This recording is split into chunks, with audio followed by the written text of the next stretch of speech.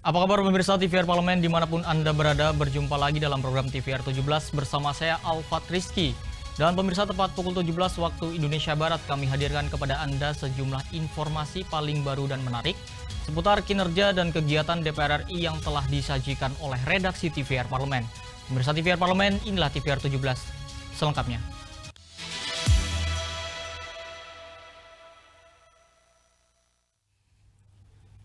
Pemirsa, Wakil Ketua Badan Anggaran DPR RI Muhyiddin Muhammad Said mengapresiasi kinerja pemerintah dalam pelaksanaan APBN tahun 2024 yang dinilai berhasil di tengah dinamika geopolitik dan gangguan rantai pasok dunia. Wakil Ketua Badan Anggaran DPR RI Muhyiddin Muhammad Said mengapresiasi kinerja pemerintah dalam pelaksanaan APBN tahun anggaran 2024. Menurutnya, berdasarkan laporan pertanggungjawaban Menteri Keuangan APBN tahun 2024, menunjukkan keberhasilan di tengah dinamika geopolitik dan gangguan rantai pasok dunia. Muhyiddin menyampaikan, melalui kolaborasi yang baik, pemerintah dapat melaksanakan APBN 2024 sesuai dengan perjanjian yang telah disepakati, yakni pertumbuhan ekonomi Indonesia yang bertahan di angka 5,03%. Inflasi terkendali di 1,6% dan defisit APBN yang berada di 2,3% dari PDB. Jadi begini, ini kan pembangunan ini berkelanjutan, ya. Pembangunan ini, program ini semua berkelanjutan, sehingga pemerintahan yang lalu, sekarang kan kita lanjutkan, mana yang belum sempurna kita sempurnakan. Ya, kita lihat dari pertanggungjawaban ini hampir semua sebenarnya apa yang sudah kita anggarkan, kita APBN-kan, ya, sudah berjalan dengan bagus. Memang masih ada, karena memang itu RPJM itu tidak mungkin 100%. Oleh karena itu, apa yang tidak, sehingga pemerintah sekarang ini adalah proyek pemerintah yang melaksanakan keberlanjutan program-program yang belum sempurna. Jadi memang ada variasinya, sehingga Pak Prabowo menghendaki bahwa program itu betul-betul dilakukan rekonstruksi untuk menajamkan program-program yang akan datang, yang belum sempurna, seperti pendidikan, kesehatan, makan bergizi. DPR RI berkomitmen akan terus mengawal pelaksanaan APBN dan perekonomian negara. Andini dan Ridwan, TVR Parlemen melaporkan. Pemirsa, Komisi 12 DPR RI mendorong revisi Undang-Undang Minyak dan Gas Bumi guna mendukung peningkatan kinerja lifting minyak nasional, mengurangi ketergantungan impor minyak dan mewujudkan program swasembada energi. Target lifting minyak dalam APBN tahun 2025 sebesar 605.000 barrel per hari. Untuk tahun 2026, pemerintah mengusulkan 605-610.000 barrel per hari. Anggota Komisi 12 DPR RI mendorong Undang-Undang tentang Minyak dan Gas Bumi atau Migas perlu direvisi untuk mendukung peningkatan kinerja lifting minyak nasional, sehingga mengurangi ketergantungan impor minyak dan mewujudkan program swasembada energi. Indonesia mengimpor 1 juta barrel minyak per hari untuk memenuhi konsumsi minyak di dalam negeri yang mencapai 1,6 juta barrel per hari. Ramson Siagian menyoroti rendahnya target lifting minyak per hari salah satunya disebabkan faktor birokrasi di dalam negeri yang berdampak pada sulitnya proses perizinan investasi, salah satunya di sektor migas. Padahal sektor migas dalam negeri membutuhkan banyak investasi untuk melakukan eksplorasi, eksploitasi, dan peningkatan produksi minyak sehingga berdampak pada peningkatan lifting minyak nasional. Kalau revisi Undang-Undang Migas itu harus mempermudah investor untuk melakukan eksploitasi, eksplorasi, dan sampai produksi minyak dan gas. Jadi jangan menjadi sulit untuk terikat oleh begitu banyak birokrasi dari berbagai macam instansi. Karena investor memerlukan kepastian waktu juga untuk menghitung kos yang mereka gunakan, sehingga kalau udah ada kepastian, mereka dengan cepat akan bergerak, sehingga akan bisa segera meningkatkan lifting dan produksi minyak. Ramson Siagian berharap pemerintah bisa segera mengusulkan draft revisi Undang-Undang Migas ke DPR RI. Penguatan regulasi bisa menjadi solusi kemudahan operasional dalam eksplorasi cadangan minyak di kilang-kilang baru. Dari Jawa Timur, Hilman Hidayat, TVR Parlemen, melaporkan. Komisi 6 DPR RI berharap peningkatan layanan berbasis digital PT ASDP Indonesia Ferry dapat digunakan untuk memastikan ketertiban data penumpang yang selama ini masih menjadi persoalan dan tantangan bagi ASDP. PT ASDP Indonesia Ferry telah menerapkan sistem pembelian tiket secara online melalui website maupun aplikasi. Selain itu juga layanan berbasis digital untuk meningkatkan kenyamanan pengguna jasa. Anggota Komisi 6 DPR RI meminta SDP Indonesia Ferry melakukan peningkatan layanan berbasis digital tersebut untuk memastikan ketertiban data penumpang yang selama ini masih menjadi persoalan dan tantangan bagi ASDP. Dalam kunjungan ke Pelabuhan Terpadu Merak, Banten, Iskandar mengatakan, peningkatan layanan berbasis digital sangat diperlukan di era sekarang agar ASDP bisa memantau dengan cepat dan akurat, serta perlunya mempunyai indikator yang lebih efektif dalam mengukur jumlah penumpang dan kendaraan yang masuk ke kapal. Dengan begitu, ASDP bisa memverifikasi lebih awal tingkat kepadatan penumpang orang maupun barang, sehingga bisa melakukan upaya antisipasi kemacetan dan penumpukan penumpang di pelabuhan. Jadi ini harus kita sistem digitalisasi. Jadi begitu penumpang kendaraan mobil, dia sudah harus mengapply, begitu dia mengapply perisi tiket daripada ini, dia sudah harus mencantumkan daripada nama passenger, daripada penumpang dari mobil-mobil tersebut. Nah, ini harus sesuai dengan NIK-nya. Gitu kan. Nah, jadi itu dari mulai keberangkatan ini mereka sudah sistem digitalisasi yang sudah dilakukan. Verizi ataupun ASDP ini perlu ditambah tentunya ini sekaligus jumlah penumpangnya ini berapa sesuai dengan KTP-nya itu. Jadi tidak manual nanti di lapangan, ini akan menimbulkan kemacetan yang sangat luar biasa. Lebih lanjut, Iskandar juga menambahkan, penertiban manifest penumpang dalam bentuk layanan digital juga sangat penting sebagai upaya mitigasi keselamatan dan pengawasan pada kendaraan besar yang memuat logistik agar tidak melebihi kapasitas. Dari Pelabuhan Merak, Banten, Dodi Muharom, TVR Parlemen, melaporkan. Pemirsa, DPR RI memastikan pembahasan rancangan undang-undang Kitab Undang-Undang Hukum Acara Pidana dilakukan secara terbuka dan juga partisipatif. Pemirsa, informasi selengkapnya kami hadirkan sesaat lagi, tetaplah di TVR 17.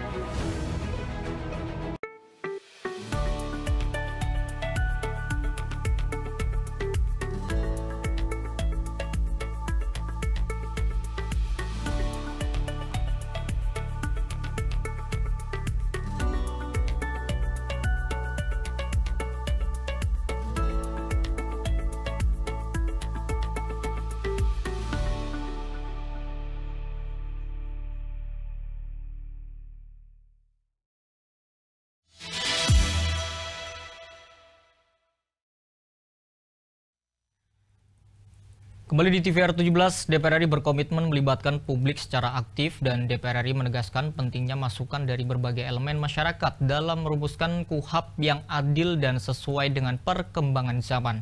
Rancangan Undang-Undang KUHP menjadi salah satu agenda legislasi prioritas nasional yang krusial, mengingat perannya sebagai landasan utama dalam proses peradilan pidana di Indonesia. Pemirsa, simak liputan mendalam yang telah dikemas oleh tim redaksi TVR Parlemen dalam segmen editorial Parlemen untuk Anda.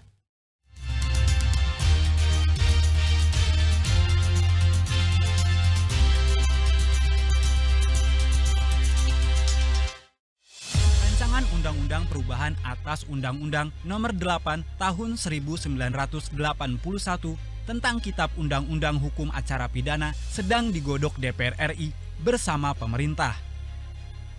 DPR RI melalui Komisi 3 menjamin proses penggodokan RUU KUHP dilakukan dengan terang benderang dan melibatkan partisipasi publik seluas-luasnya.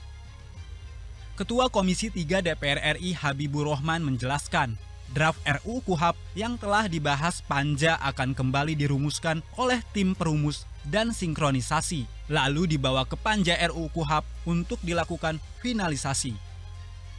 Habibur Rahman menegaskan seluruh elemen masyarakat yang ingin memberi masukan dalam pembahasan RUU masih terbuka dan akan dikaji kembali.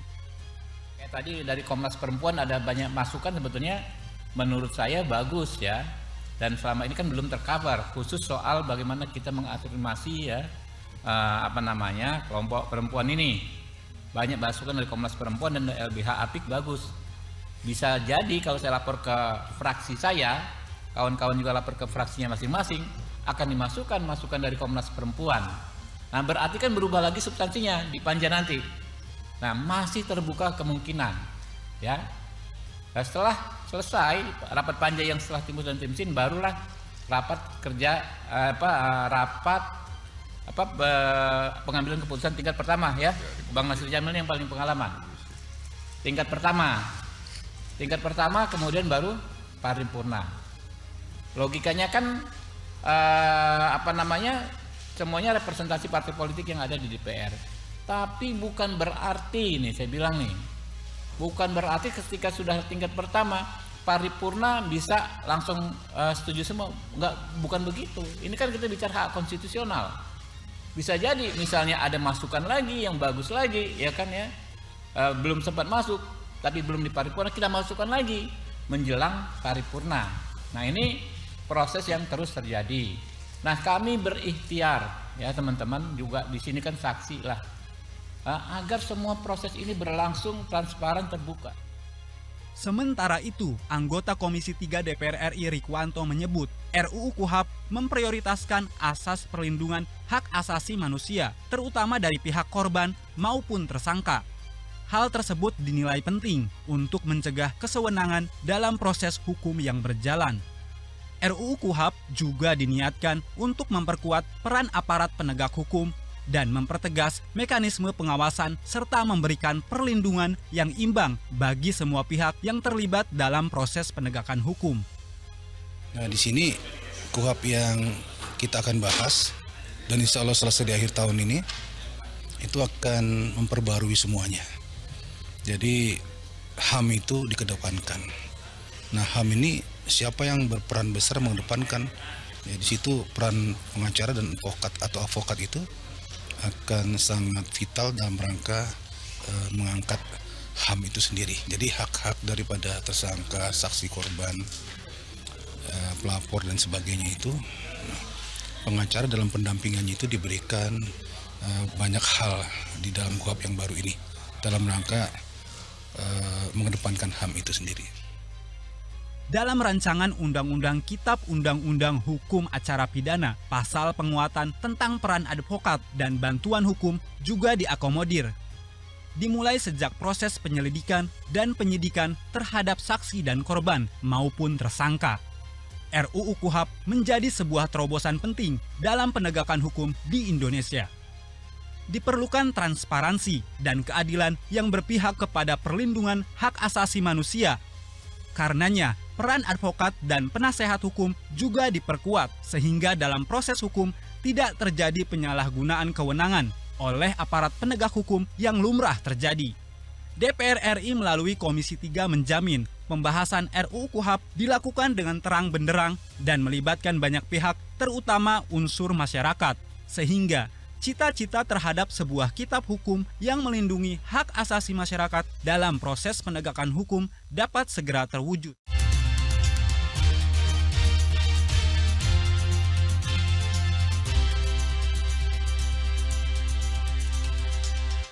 Komisi 11 DPR RI menyambut wacana pemerintah yang akan menerapkan pemungut PPh pasal 22 nilai 0,5% bagi e-commerce. Namun Komisi 11 meminta agar proses ini dilaksanakan secara hati-hati dan juga inklusif. Pemirsa, informasi selengkapnya kami hadirkan usai jeda, tetaplah di TVR 17.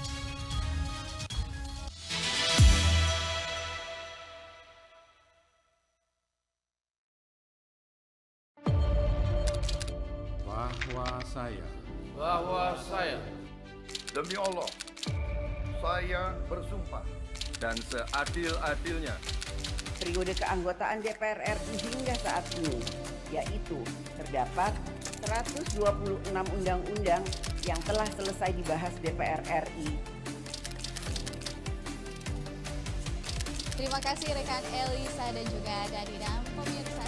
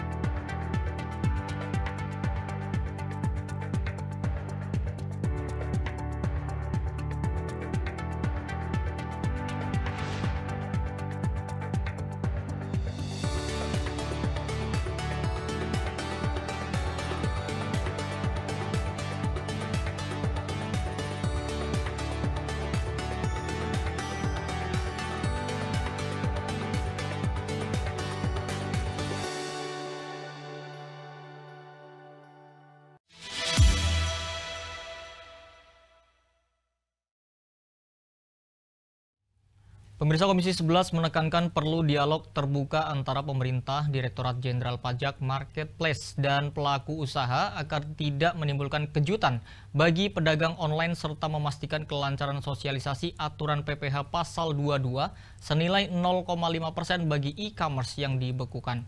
Untuk selengkapnya berikut laporan rekan kami Vincent Aldi dari Gedung DPR RI, Senayan, Jakarta. Silakan Vincent. Pemirsa TVR Parlemen dimanapun Anda berada, saat ini saya sudah berada di Gedung Nusantara 1, di mana pemirsa seperti yang kita ketahui bahwa Kementerian Keuangan telah mengeluarkan peraturan Kementerian Keuangan terkait pemungutan pajak e-commerce sebesar 0,5%. Dan pemirsa, hal itu ditujukan bagi usaha digital yang beromset 500 juta ke atas. Lantas bagaimana dari DPR RI menyikapi hal tersebut? Dan untuk membahasnya telah bergabung bersama saya salah satu anggota Komisi 11 DPR RI, yaitu Bapak Erick Hermawan dari fraksi Golkar. Pak, bagaimana DPR RI menyikapi wacana tersebut, Pak? Saya rasa peraturan pemerintah yang dikeluarkan oleh Menteri Keuangan itu hal yang wajar dan memang sudah ada sebelumnya. Dan ini sudah dikenakan pada perusahaan-perusahaan UMKM yang selama ini rajin membayar pajak. Adapun pengenaan terhadap barang-barang e-commerce yang ada di platform-platform digital memang baru akan diberlakukan. Ini mengingat bahwa selama ini belum pernah dilakukan. Yang harusnya dalam undang-undang pajak itu bahwa setiap orang yang berusaha di Indonesia itu dikenakan pajak, termasuk barang-barang yang ada di e-commerce yang selama ini diperoleh dari luar negeri, tradingnya ya. Nah, tinggal ini sosialisasinya yang agak mepet. Harusnya pemerintah memberikan jeda, misalnya 6 bulan atau 1 tahun, untuk mensosialisasikan kepada pengusaha platform digital, seperti Shopee, seperti Bukalapak, dan juga mengumpulkan beberapa masyarakat yang berdagang di e-commerce tadi. Sehingga tidak ada kejutan bagi pedagang e-commerce untuk dikenakan potongan sebesar 0,5%. Oke, Pak.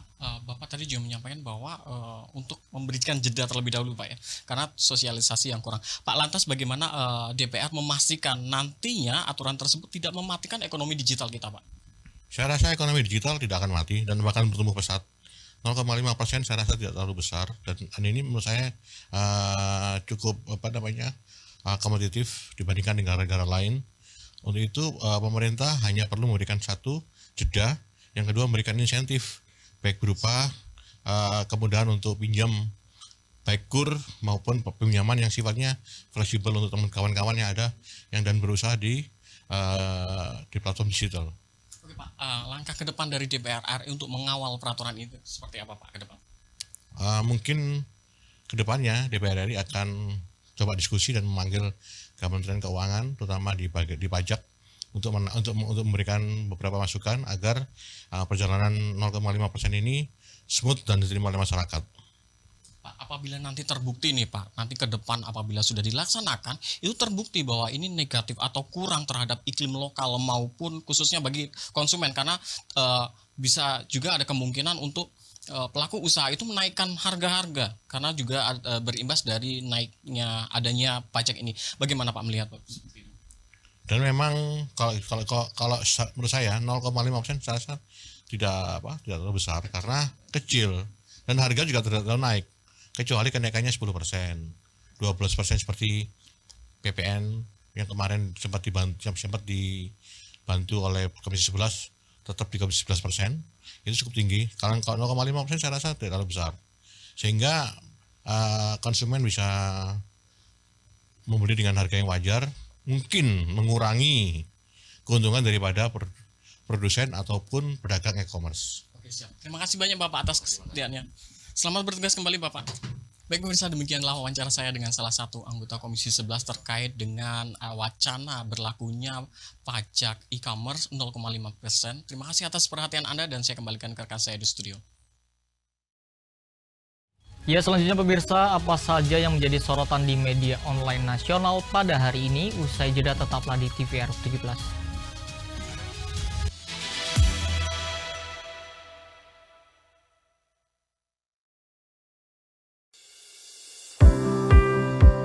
Mengenal tugas dan fungsi DPR RI. Dewan Perwakilan Rakyat atau DPR adalah lembaga negara yang mewakili aspirasi rakyat.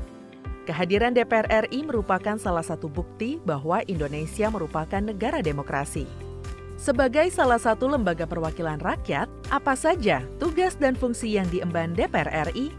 Berdasarkan pasal 20A ayat 1 Undang-Undang Dasar 1945, DPR memiliki 3 fungsi, yakni fungsi legislasi, anggaran, dan pengawasan. Tugas dan wewenang DPR berbeda untuk setiap fungsinya. Yang pertama, fungsi legislasi.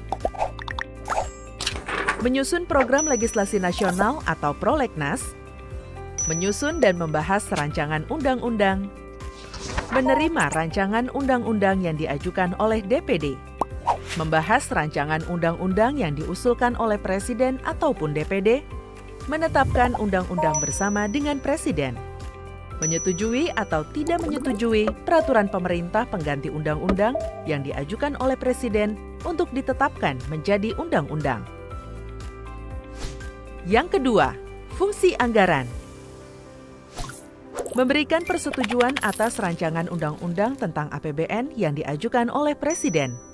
Memberikan persetujuan terhadap pemindahntanganan aset negara maupun terhadap perjanjian yang berdampak luas bagi kehidupan rakyat yang terkait dengan beban keuangan negara. Menindaklanjuti hasil pemeriksaan atas pengelolaan dan tanggung jawab keuangan negara yang disampaikan oleh BPK. Memperhatikan pertimbangan DPD atas rancangan undang-undang tentang APBN dan rancangan undang-undang terkait pajak, pendidikan, dan agama. Yang ketiga, fungsi pengawasan. Fungsi pengawasan, DPR bertugas melakukan pengawasan terhadap pelaksanaan Undang-Undang APBN dan kebijakan pemerintah, serta membahas dan menindaklanjuti hasil pengawasan yang disampaikan oleh DPD. Demikian penjelasan tentang tugas dan fungsi DPR menurut Undang-Undang. Informasi ini dipersembahkan oleh TV dan Radio Parlemen, Biro Pemberitaan Parlemen, dan Sekretariat Jenderal DPR RI.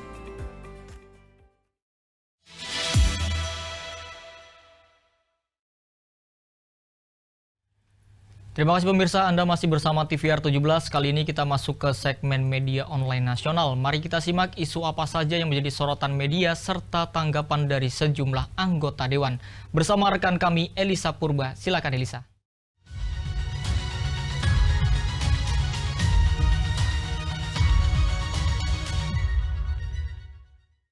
Terima kasih rekan Alfat dan selamat sore pemirsa. Kita akan bahas apa saja yang menjadi isu yang disoroti di media online pada sore hari ini.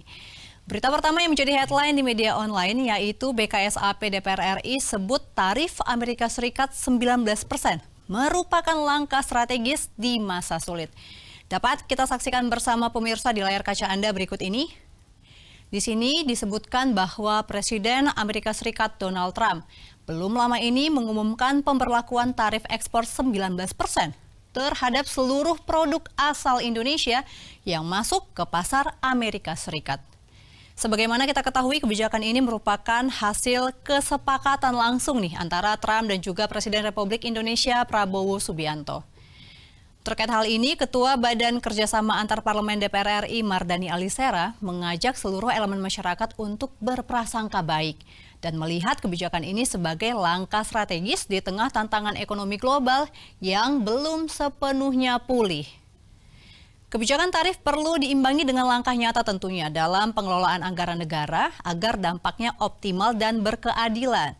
Di samping itu, tantangan global harus dijawab dengan terobosan baru di sektor ekspor seperti diversifikasi pasar guna mengurangi ketergantungan terhadap pasar tradisional seperti Amerika Serikat. Pemirsa, sinergi antara kebijakan fiskal yang disiplin, efisiensi anggaran yang tepat sasaran, dan ekspansi pasar yang inovatif ini dapat menjadi kunci bagi ketahanan dan pertumbuhan ekonomi nasional ke depannya. Kita beralih ke informasi selanjutnya yang menjadi headline di media online terkait oknum Dukcapil Perdagangan Bayi.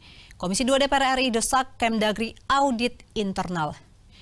Kita lihat bersama di layar kaca Anda pemirsa, disebutkan anggota Komisi 2 DPR RI Muhammad Kozin desak Kementerian Dalam Negeri menindaklanjuti temuan Polri atas keterlibatan pegawai Dukcapil dalam sindikasi penjualan bayi yang terjadi di Bandung, Jawa Barat yang merupakan pelanggaran serius terhadap undang-undang.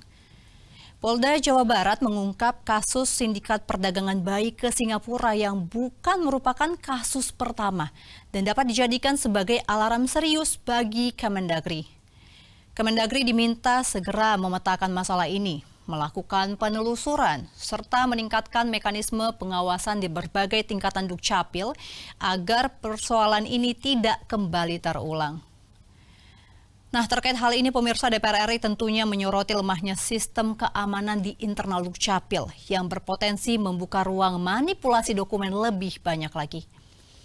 Kita berharap tentu dapat titik terang dari permasalahan ini, pemirsa, dan itu tadi headline di media online pada hari ini. Yang pertama mengenai BKSAP, DPR RI sebut tarif Amerika Serikat 19% merupakan langkah strategis di masa sulit, serta oknum Dukcapil yang melakukan perdagangan bayi. Komisi 2 DPR RI desak Kemdagri audit internal.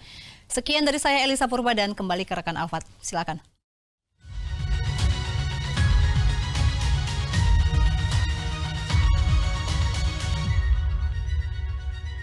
Baik, terima kasih rekan Elisa yang telah menyampaikan sejumlah update sorotan media online nasional pada hari ini. Segmen media online tadi sekaligus menutup program TVR 17 edisi sore hari ini.